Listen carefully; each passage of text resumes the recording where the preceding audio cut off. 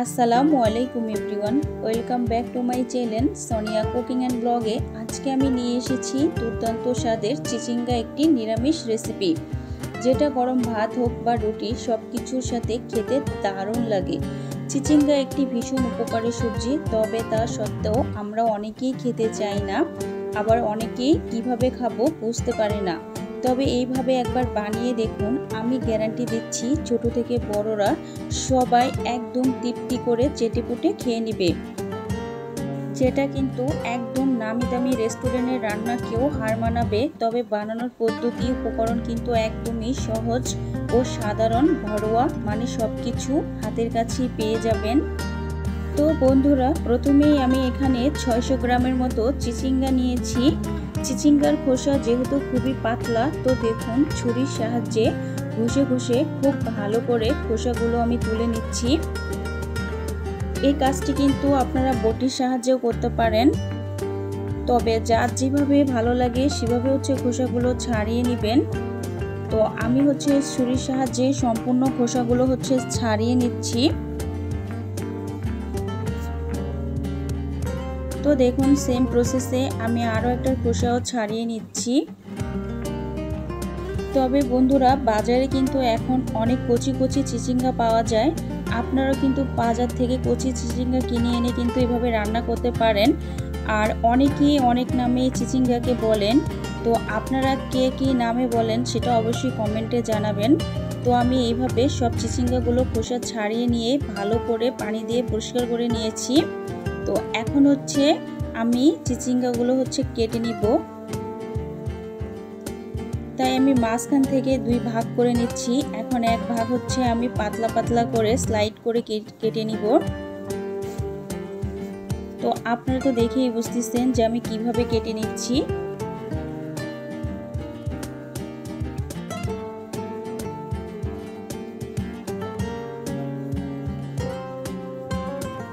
তো আমি এইভাবে সম্পূর্ণ চিচিঙ্গাগুলোই কেটে নিব।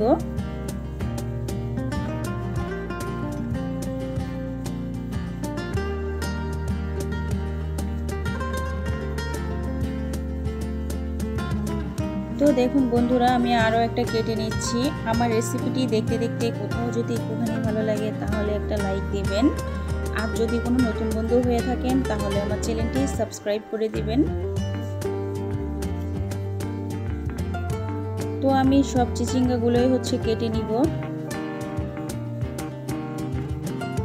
তো দেখুন বন্ধুরা, আমি সব চিচিঙ্গাগুলো কিন্তু কেটে নিয়েছি।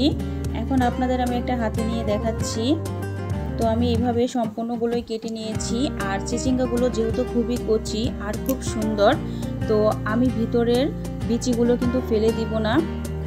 তো যদি বিচি বড় বড় হয় তাহলে ওইগুলো আপনারা ফেলে দিবেন।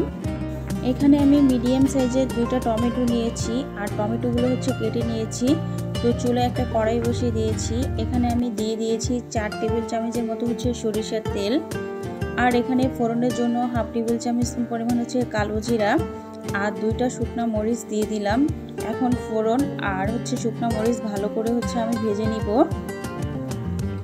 তো দেখুন ভাজা হয়ে গিয়েছে। তো যে চিচিঙ্গাগুলো আমি কেটে রেখেছিলাম, তো চিচিঙ্গাগুলো আমি এখন অ্যাড করে দিলাম। এখন আমি ভালো করে নেড়ে চেড়ে দিব।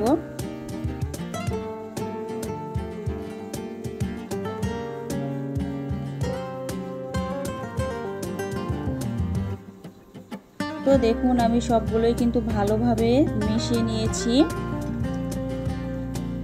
কালার কিন্তু অনেকটা চেঞ্জ হয়ে গিয়েছে বন্ধুরা। তো এখন আমি একটা ঢাকনা দিয়ে ঢেকে রেখে দিব 2 মিনিটের জন্য। তো 2 মিনিট পরে আমি ফিরে আসলাম। এখন চিচিঙ্গাগুলো আমি আবার একটু নেড়ে দিব। তো দেখুন কতটা পরিমাণ পানি বের হয়েছে। তো এখন আমি দিয়ে দিব স্বাদ মতো লবণ, হাফ টেবিল চামচ পরিমাণ মরিচ গুঁড়া, আর 1 টেবিল চামচ পরিমাণ হলুদ গুঁড়া। তো বন্ধুরা, লবণটা কিন্তু আমি আগে অ্যাড করিনি, তাহলে আরও পরিমাণে পানি বের হতো। তো আমি এই পর্যায়ে সব মশলাগুলো দিয়ে দিলাম। এখন আমি নেড়ে চেড়ে ভালো করে মিশিয়ে নিব।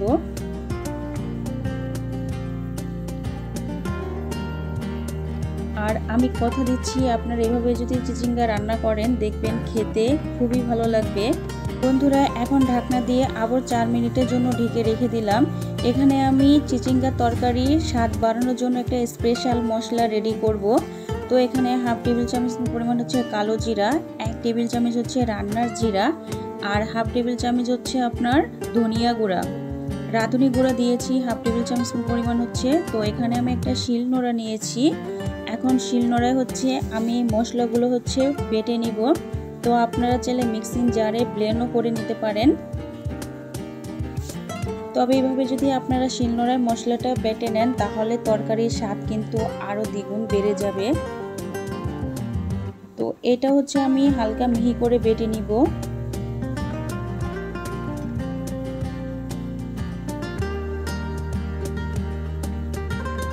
তো দেখুন বন্ধুরা আমি মিহি করে কিন্তু বেটে নিয়েছি। এখন একটা বাটিতে হচ্ছে আমি তুলে নিচ্ছি মশলাগুলো।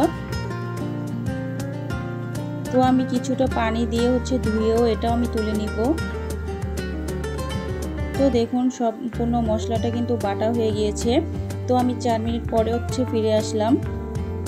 এখন আমি সবজিগুলো ভালো করে আবার নেড়ে দিব। তো দেখুন অনেকটা পরিমাণে কিন্তু সিদ্ধ হয়ে গিয়েছে, প্রায় 80% মতো। তো এখানে আমি 3টা কাঁচামরিচ দিয়ে দিলাম মাঝখান থেকে ফেরে, আর এখানে টমেটো যে আমি স্লাইড করে কেটে রেখেছিলাম, তো টমেটোটা হচ্ছে আমি দিয়ে এখন ভালো করে নেড়ে চেড়ে মিশিয়ে নিব। তো এখন সেই স্পেশাল মশলা যেটা আমি বেটে রেখেছিলাম ওটা হচ্ছে এখন আমি অ্যাড করে দিলাম। তো বাটিটা ধুয়ে কিছু পরিমাণ পানিও আমি দিয়ে দিলাম। এখন মশলার সাথে আর সবজিগুলো ভালো করে মিশিয়ে নিব। আর বন্ধুরা এই মশলাটা যখন আপনারা দিবেন দেখবেন তরকারি থেকে এতটা সুন্দর ফ্লেভার বের হবে, আপনারা বাসায় না বানালে কিন্তু বন্ধুরা বুঝতেই পারবেন না। তো এখন আমি মশলার সাথে ভালো করে একটু নেড়ে চেড়ে কষিয়ে নিব। এখানে আমি হাফ টেবিল বাটি পানি দিয়ে দিলাম। তো পানিটা আমি কুসুম গরম দিয়েছি। এখন নেড়ে চেড়ে আমি একটা ঢাকনা দিয়ে আবার 5 মিনিটের জন্য ঢেকে রেখে দিব। তো আমি 5 মিনিট পরে হচ্ছে ফিরে আসলাম। তো দেখুন চিচিঙ্গাগুলো কতটা সুন্দর মতো সিদ্ধ হয়ে গিয়েছে। তো আপনাদের আমি হাতে নিয়েও দেখাচ্ছি যে কি রকম সিদ্ধ হয়েছে। অনেকটা সুন্দর মতো গলে গিয়েছে চিচিঙ্গাগুলো, আপনারা তো দেখেই বুঝতেছেন। তো এখানে সবজি, তো এজন্য আমি এখানে হাফ টেবিল চামচ পরিমাণ হচ্ছে চিনি দিয়ে দিলাম।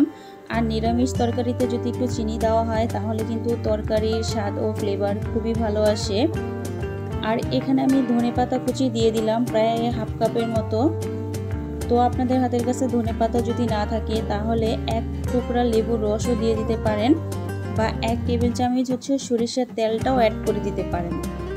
তো আমি এটা আর 1 থেকে 2 মিনিটের মতো একটু নেড়ে চেড়ে রান্না করে নিব।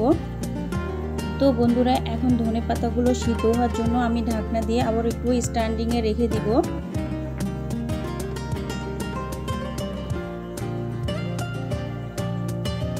তো দেখুন কতটা সুন্দর হয়েছে, আর উপরে কিন্তু তেল ছেড়ে দিয়েছে। এখন আমি এটা নেড়ে চেড়ে হচ্ছে নামিয়ে পরিবেশন করে নিব। তো আপনাদের আমি দেখাচ্ছি দেখুন কতটা সুন্দর হয়েছে। এটা এবার আপনারা গরম গরম ভাতের সাথে পরিবেশন করুন, খেতে কিন্তু জাস্ট ফাটাফাটি লাগে। এটা থাকলে আর কোনো কিছুই লাগবে না, সমস্ত ভাত এটা দিয়েই কিন্তু খাওয়া হয়ে যাবে। অবশ্যই এভাবে একবার বানিয়ে দেখুন বাসায়, আমার বিশ্বাস খেয়ে আপনাদেরও খুবই ভালো লাগবে। তো রেসিপিটি কেমন লাগলো অবশ্যই কমেন্টে জানাবেন, আর ভালো লেগে থাকলে প্লিজ একটা লাইক দিবেন। চাইলে অন্যান্য বন্ধু বান্ধবদের সাথে শেয়ার করতে পারেন। আর চ্যানেলে নতুন বন্ধু হয়ে থাকলে অবশ্যই কিন্তু চ্যানেলটা সাবস্ক্রাইব করে দিবেন। তো সবাই ভালো থাকবেন, সুস্থ থাকবেন। ওকে, আল্লাহ হাফেজ।